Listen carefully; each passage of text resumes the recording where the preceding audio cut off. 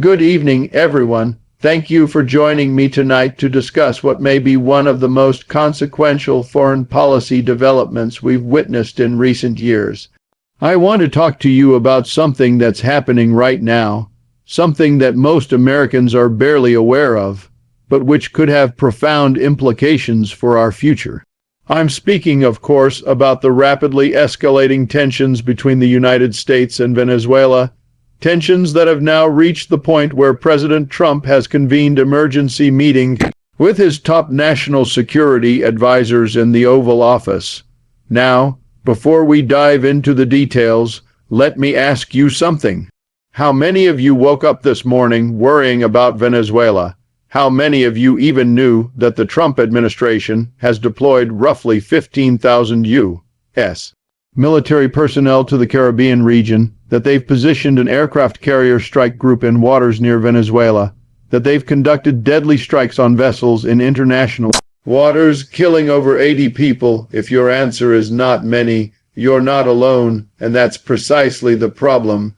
Because while most Americans are focused on their daily lives, their jobs, their families, a machinery is being set in motion that could lead us into yet another military conflict, another costly intervention in Latin America, another so-called war, justified by dubious claims and questionable legal foundations.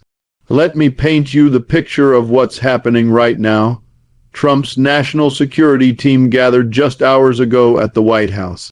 Secretary of Defense Pete Hegseth, Chairman of the Joint Chiefs of Staff General Dan Kane, Secretary of State Marco Rubio, White House Chief of Staff Susie Wiles, and Deputy Chief of Staff Stephen Miller were all in attendance. The topic, Venezuela. The question, what comes next? The stakes, potentially catastrophic. Here's what we know. The Trump administration has been steadily building pressure on Venezuelan President Nicolás Maduro. They've declared Venezuelan airspace effectively closed. They've designated what they call the Cartel de las Soles, which they claim is run by Maduro himself, as a foreign terrorist organization. They've offered a $50 million bounty for Maduro's capture. They've conducted military strikes in the Caribbean that have killed dozens of people on vessels they claim were involved in drug trafficking. And now, Trump himself has said that land operations could begin very soon.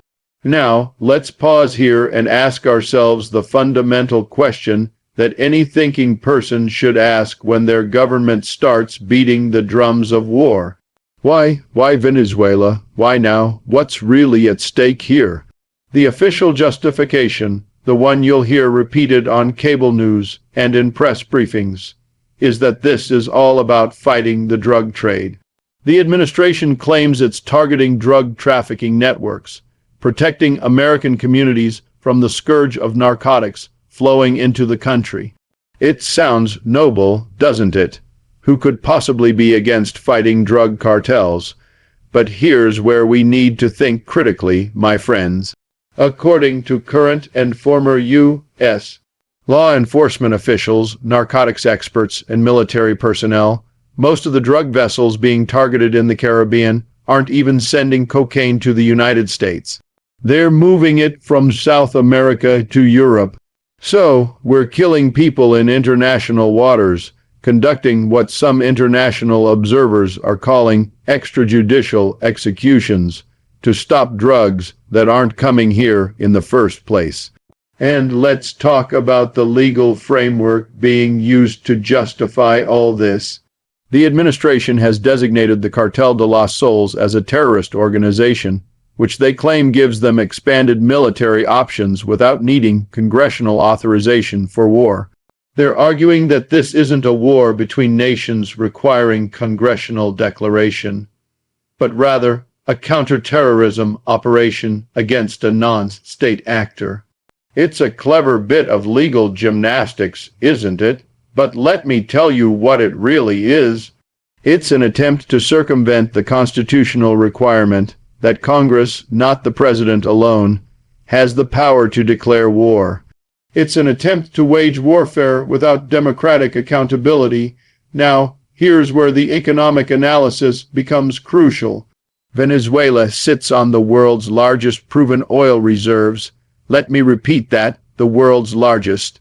We're talking about roughly 300 billion barrels of crude oil. That's more than Saudi Arabia, more than Canada, more than Russia. And here's the thing about empires, about great powers, about capitalist systems seeking resources. They don't like it when countries with valuable resources refuse to play by their rules. Venezuela, under Hugo Chavez, and now under Maduro, has maintained close relationships with China, Russia, and Iran. These are precisely the countries that the United States views as strategic competitors, as threats to what they call the rules-based international order, which is really just a polite way of saying American hegemony. Just last week, Chinese President Xi Jinping wrote to Maduro affirming their relationship, calling China and Venezuela intimate friends and dear brothers, and explicitly stating that China opposes external interference in Venezuela's internal affairs under any pretext. That's diplomatic language for hands off. This is about reasserting U.S. dominance in what Washington has historically considered its backyard, Latin America. It's about ensuring that Venezuela's oil wealth serves American corporate interests rather than Chinese or Russian ones. It's about maintaining the dollar's role in global oil trade, and it's about sending a message to any other Latin American nation that might dare to chart an independent course. Now some of you might be thinking, but Professor Wolf, surely the United States wouldn't invade another country just for oil, would it? And to that I would say, have you been paying attention to the last 70 years of American foreign policy? Guatemala in 1954, when the CIA overthrew a democratically elected government that dared to implement land reform that threatened United Fruit Company's interests.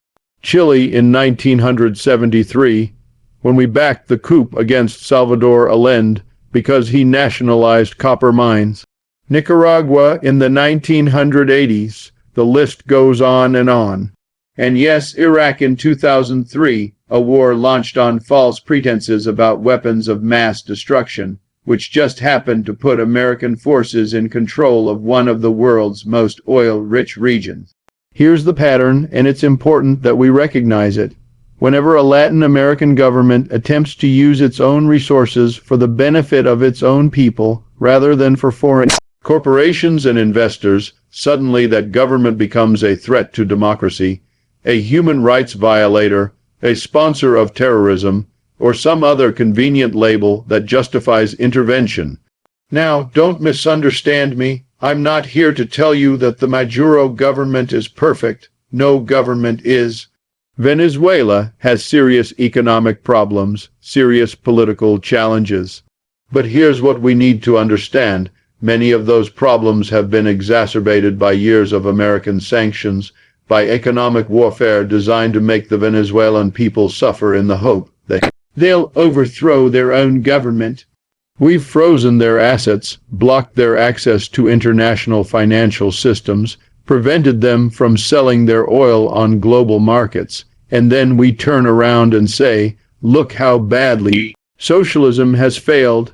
It's like strangling someone and then complaining that they look unwell. And let's talk about the timing of all this. Trump campaigned on a platform of ending forever wars, of bringing American troops home, of focusing on America first. His MAGA base is deeply skeptical of foreign military adventures. They remember Iraq, they remember Afghanistan, they remember the promises that these wars would be quick and easy and cheap. And yet here we are, with the administration building up for what could be another military intervention. How do you square that circle? How do you sell a war to a base that elected you specifically to avoid wars? Well, that's where the war on drugs, a narrative, becomes so useful. It's not really a war between nations, you see. It's just law enforcement. It's just protecting Americans from drugs. Never mind that we've been waging a war on drugs for decades without any real success. Never mind that the evidence suggests this particular military action isn't even stopping drugs from reaching American shores. The narrative is politically useful, and that's what matters. But here's what should really concern all of us: the legal and moral questions surrounding how this operation is being conducted. There are now reports, confirmed reports, that in at least one case, U.S. forces conducted a follow-up strike on a vessel after an initial attack, specifically to eliminate survivors. Let me be clear about what that means. After destroying a boat and killing most of the people on board, American forces came back to kill the survivors. Even Senator Angus King, hardly a radical, called this a potential war crime, saying, if the facts are as alleged that there was a second strike specifically to kill survivors in the water, that's a stone-cold war crime. It's also murder. Think about what that means for a moment. American military personnel operating under orders from the highest levels of government, potentially committing war crimes. And this is being done without a declaration of war, without meaningful congressional oversight, without the American people being fully informed about what's being done in their name. The White House, of course, is defending these actions. Press Secretary Caroline Leavitt identified Admiral Frank Bradley, commander of U.S. Special Operations Command, as the official who ordered the follow-up strike, and said he was acting well within his authority. But whose authority? Authority granted by whom? By what legal framework? These are questions that deserve answers, but they're not getting them. Now, here's where I want to pivot to the broader implications of all this. What's happening with Venezuela is not happening in isolation. It's part of a larger pattern of American foreign policy, responding to the reality of declining global hegemony. The United States dominated the global economy after World War II because Europe and Asia were in ruins. We had half the world's manufacturing capacity. We controlled the key international institutions. We dictated the terms of global trade. But that world is gone. China is now the world's largest economy by some measures. The BRICS nations are creating alternative financial systems. The dollar's dominance is being challenged. American power in relative terms is declining. And this is where things get dangerous, because empires in decline often become more aggressive, not less. They lash out, trying to maintain their position through force when they can no longer maintain it through economic dominance or soft power. History is filled with examples of declining powers starting conflicts in desperate attempts to preserve their status. So, when you see this military buildup around Venezuela, when you see Trump declaring Venezuelan airspace closed, when you see talk of imminent land operations, you need to understand it in this broader context. This isn't just about one country or one leader. It's about a global system in transition, about an American empire trying to hold onto power, even as the material basis for that power erodes. And here's the tragic irony. The very actions the United States is taking to preserve its dominance are accelerating its decline. Every sanction, every intervention, every act of military aggression pushes more countries to seek alternatives to American leadership. It strengthens the very alliances and partnerships that challenge American hegemony. China and Russia don't have to convince Latin American countries to move away from the United States. We're doing it for them with our own actions. Let me also address something that's been bothering me about the public discourse around this crisis. There's been this narrative that Trump might be bluffing, that all this military buildup is just psychological pressure designed to force Maduro to step down or to encourage a coup. Maybe that's true. Maybe Trump will draw down forces with Maduro still in power and claim some kind of victory. But think about what that means. It means we're playing chicken with a nuclear-armed powers ally, risking actual conflict, destabilizing an entire region, all as a bluff. And if it is a bluff and it fails, what then? Does Trump's credibility take a hit? Does he feel compelled to follow through to save face? This is how wars start, my friends, not through carefully calculated strategic decisions, but through escalations that spin out of control. I also want you to think about the precedent being set here. If the president can designate a foreign government as a terrorist organization, and then use that designation to wage military operations without congressional approval, what's to stop future presidents from doing the same thing elsewhere? What country will be next? Iran, North Korea, any nation that doesn't align with American interests? This is about more than Venezuela. It's about the fundamental question of who decides when America goes to war and under what circumstances. And let's talk about the American people for a moment. According to a recent CBS News and YouGov poll, 70% of Americans oppose military action in Venezuela.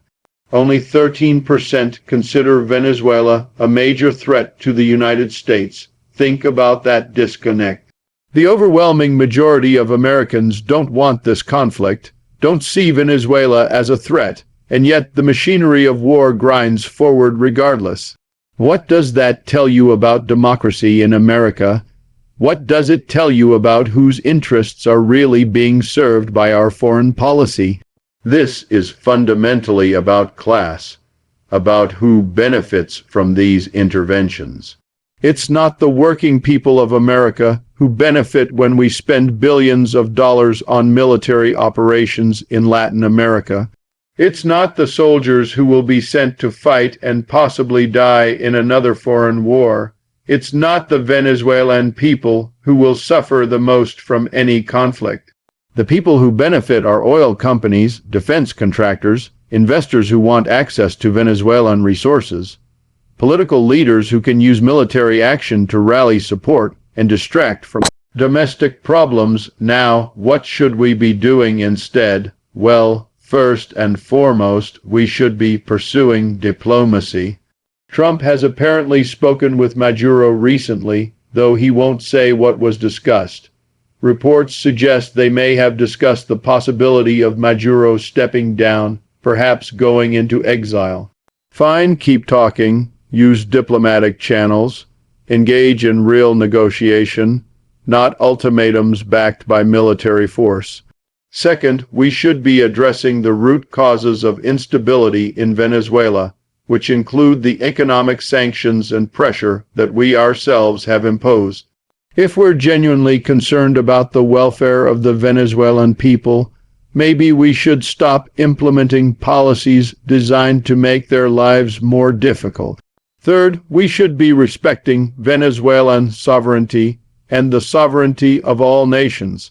The principle of self-determination means that Venezuelans, not Americans, get to decide who governs Venezuela.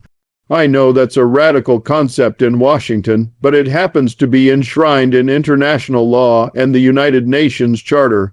And fourth, we need to have an honest national conversation about American foreign policy, about the role of the United States in the world, about whether we want to continue pursuing global dominance or whether we might instead pursue cooperation, mutual benefit, and genuine respect for other nations.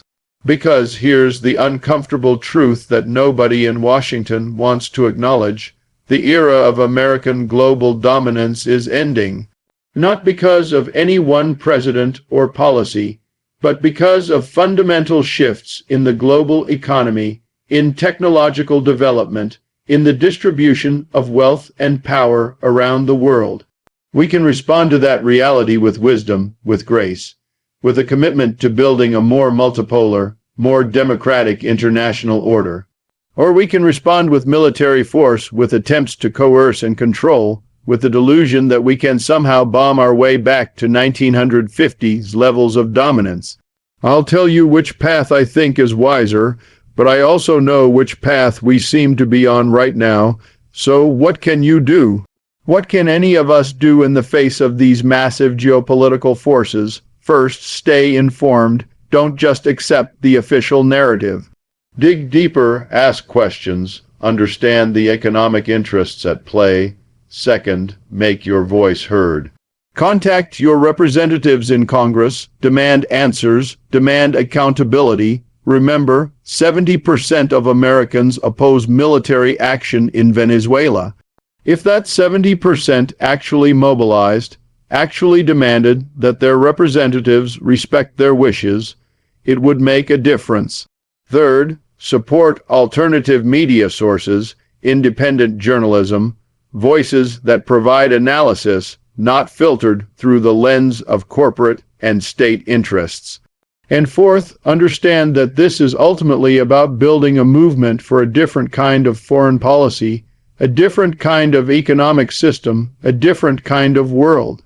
Because at the end of the day, the crisis in Venezuela is a symptom of a much larger crisis in global capitalism.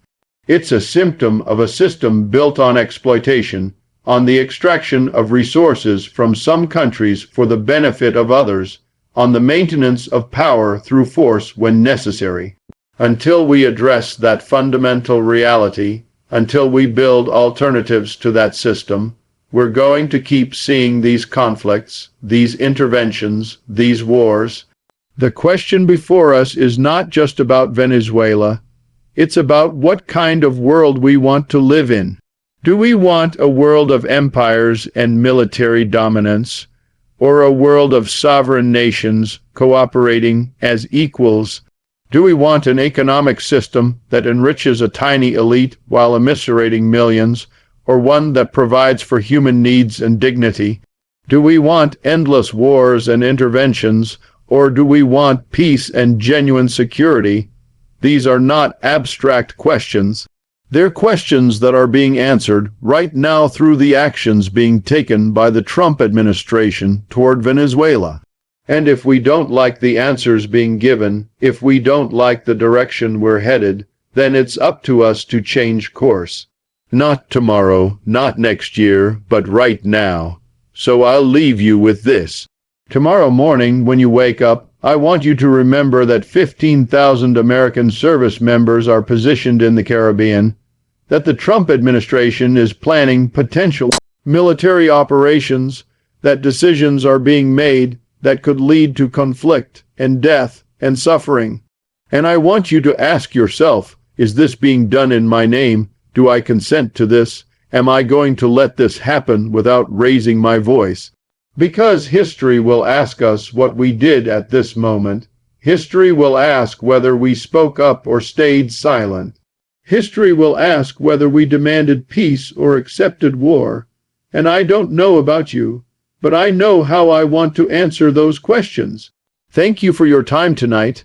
I hope I've given you some food for thought, some framework for understanding what's really happening with Venezuela. Stay informed, stay engaged, and above all, stay committed to the work of building a better world, because that work has never been more urgent than it is right now.